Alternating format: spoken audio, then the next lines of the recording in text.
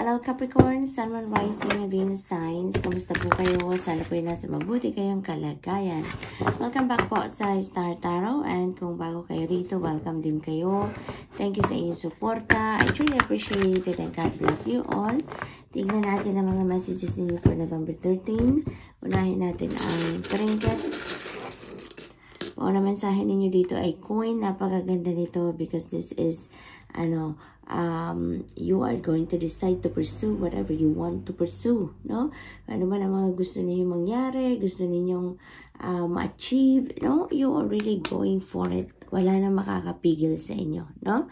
That could also be wealth coming in sa inyo Capricorn, no? That could be financial blessing. That could be about also thinking of investing your money, no? Maaaring ganun din ang ganap. We also have letter J. Ayan. So, maybe this is your initials, Capricorn, or maybe this could be an initial of the person that you're going to be dealing with around this time.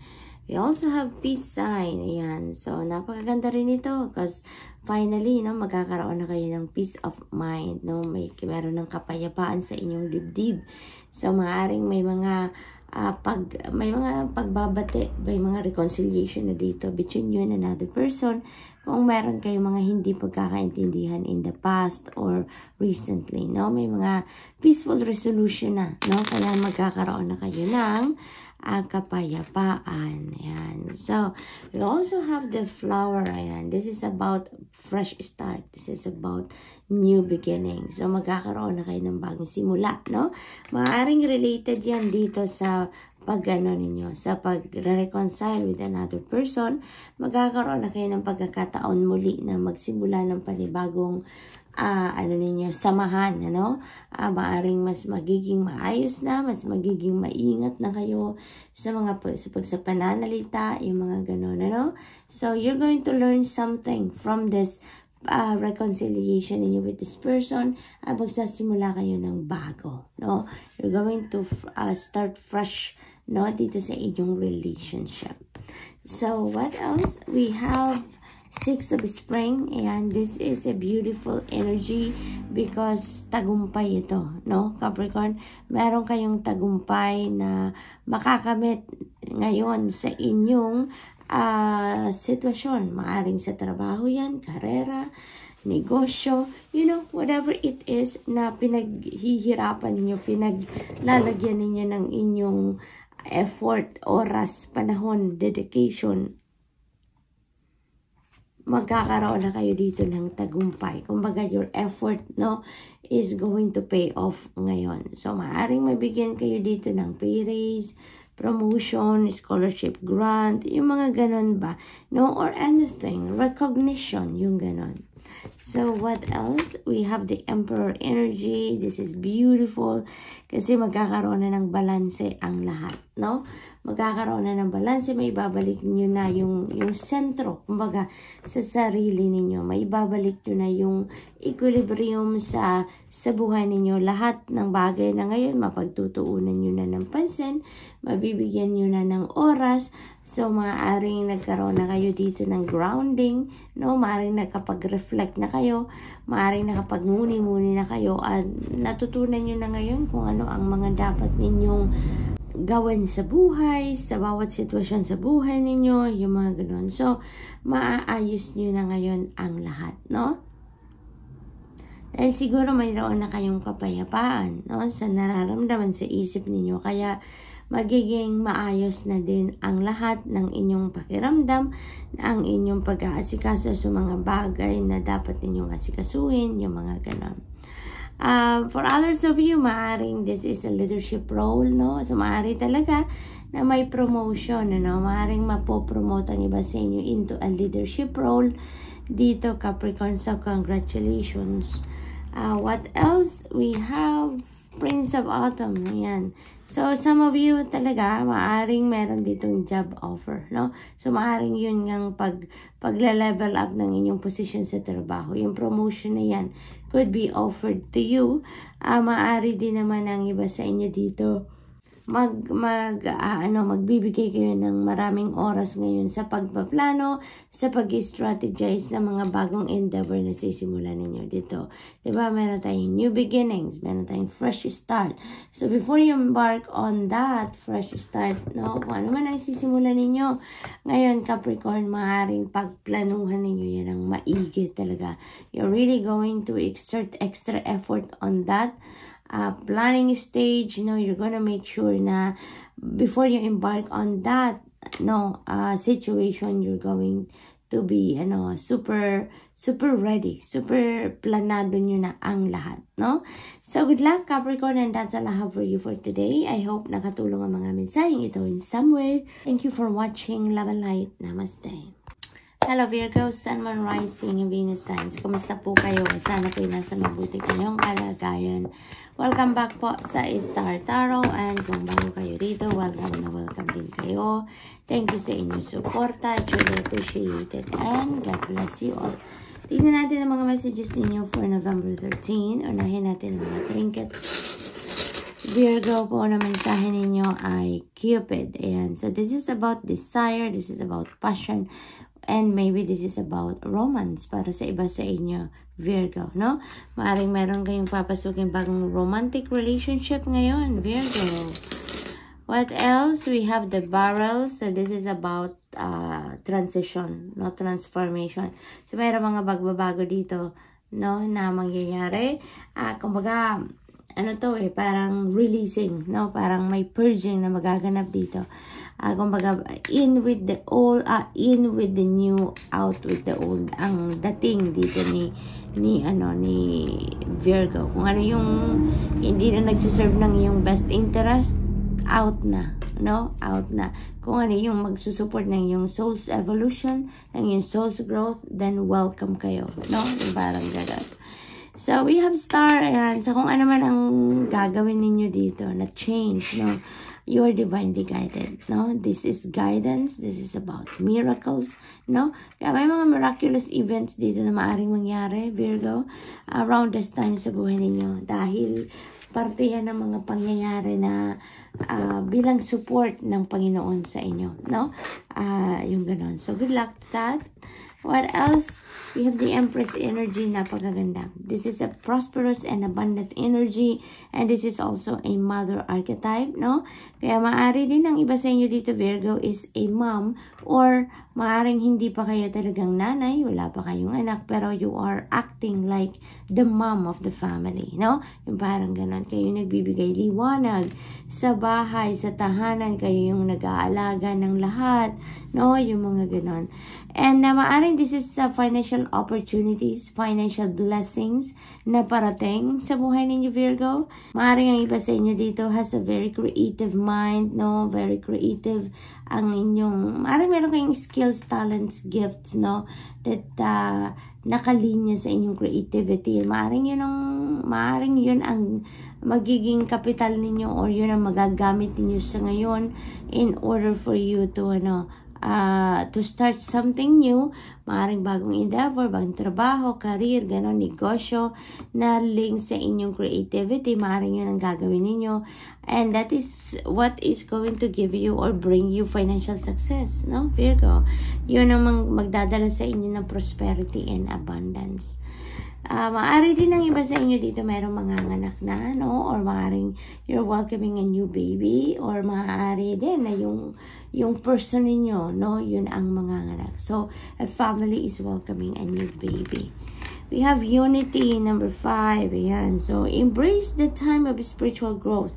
Maaring yun ang isa sa mga changes, no, na mangyayari dito. Maaring yan ang isa sa mga pagbabago na mangyayari sa buhay ninyo. Maaring ang focus ninyo ngayon is to find your spiritual purpose. Maaring iba sa inyo dito is realizing, no, or finding out kung ano na yung inyong mission sa buhay. Maaari din ganon. Kaya siguro ang iba sa inyo maaring maghanap ng mentor, no, spiritual coach, yung mga ganon, mga spiritual advisor, mga mentor, no? Kasi maaring meron na kayong nararamdaman, meron na kayong nafe-feel na kakaiba, no? And you want to understand what you are feeling, bakit kayo nakakaramdam ng mga ganong bagay, no? Maaaring naghahanap kayo dito ng mga spiritual advisor, no? So that's for some of you. Or Virgo, maaaring kayo yun, no? Maaaring you are embodying the energy of a counselor or a spiritual person, a spiritual advisor, life coach, yung mga ganon. Maaaring yun ang ginagawa ninyo. What else? We have awakening. Yan. So, napakaganda nito kasi there's going to be new perspective, no? New ideas, new perspective. May mga new path na maaaring magbukas sa inyo dito because there is some kind of a detour dito na maaaring mangyari, no? Dahil dito sa mga bagong ideas, dahil dito sa mga bagong perspective na papasok sa buhay ninyo, maaaring yan ay magli-lead towards a different path, no? Maaaring yun ang awakening ninyo around this time. Kasi maaaring meron kayong pinagfufokusan sa ngayon, maaaring meron kayong ginagawa, pero maaaring hindi yun ang dapat na ginagawa ninyo sa ngayon, or maaaring hindi yun ang dapat na pag-focusan ninyo around this time, no? Kaya maaaring magkaroon dito ng delays, maaaring siguro na mayroong blockages ang iba sa inyo, kung ano man yung ginagawa ninyo parang nahinto, maaaring na may mga pagtigil, no? Dahil siguro may perspective na dadating, may new inspiration na dadating, at yun ang magbubukas ng iyong mga mata, no? At magpaparealize sa inyo na that is not what you need to focus on right now, and there is something else, no? So, maaaring ganon. So, good luck, Virgo, and that's all I have for you for today. I hope nakatulong ang mga mensaheng ito in some way. Thank you for watching. Love and light. Namaste. Hello, Taurus, Sun, Moon, Rising, Venus signs. Kamusta kayo? Sana po nasa mabuti kayong kalagayan. Welcome back po sa Star Tarot. Kung bago kayo rito, welcome na welcome din kayo. Thank you sa inyong support. I really appreciate it. God bless you all po. Tingnan natin ang mga messages ninyo for November 13. Unahin natin ang inyong mga trinkets. Paunang mensahe ninyo dyan ay baby girl. Ayan. So, this is a new beginning energy, no, Taurus? So, definitely, sisimulan kayo ngayon. Merong fresh start, merong bago kayong gagawin, no? Maaaring bagong endeavor yan, bagong trabaho, bagong bahay na uuwian. That could be anything, no? But this is a fresh start. So, what else? We have Dice, napakaganda naman. So, si Dice is, this is good luck, no? Kaya ang swerte ninyo ngayon, siswertehin kayo sa buhay, kumbaga, no? Or sa inyong mga ginagawa ngayon, Taurus. We have the barrel, ayan. This is, purging, no? Merong releasing, merong letting go na mangyayari dito. Meron din dito new beginning energy, no? Kasi, kumbaga, in with the new, out with the old kayo dito, no? Yun ang magiging attitude ninyo sa ngayon. Kaya meron din ditong releasing and meron ditong welcoming of new things, no? So, good luck to that, Taurus. We have Eight of Spring. Napakaganda. There is travel, no? There is travel coming in. Dito, merong mga magpagbabiyahe. Maaring this is international travel. Maaring yung travel na to is by group, no? Maaring grupo kayo, team kayo na magbabiyahe dito, Taurus.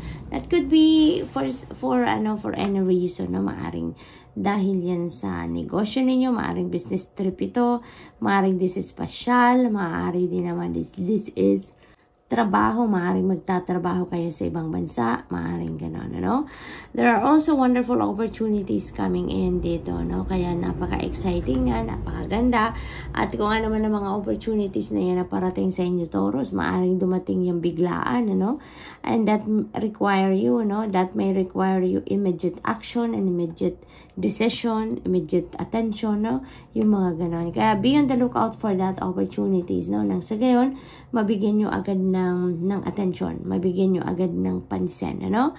Maari din na ang iba sa inyo dito, no? Kung meron kayong mga nararanasan delays sa mga inaasikaso ninyo, may mga blockages, no? This is the time na muling uusad na ang lahat, no? Aandar na muli ang lahat. Kasi this is a fast-moving energy, no? Kaya magiging mabilis na ang galawan. Wala nang delays dito, no? So, that's really good. What else for Taurus? We have Two of Summer. Ayan. So, this is beautiful. No? This is a time for falling in love para sa iba sa inyo. So, maaring meron ditong bagong love connection na mabubuo for some of you. Maaring din na meron ditong any kind of relationship. Maaring bagong relationship sa negosyo. Maaring meron kayong makakasosyo. Maaring din naman na meron itong bagong partner kayo dito sa inyong proyekto, sa inyong trabaho, sa task ninyo, sa trabaho. So, maaaring meron na kayong makakatulong, no? Maaaring ganun ang ganap. Maaari din naman na ang iba sa inyo dito, no? Na nasa relationship na.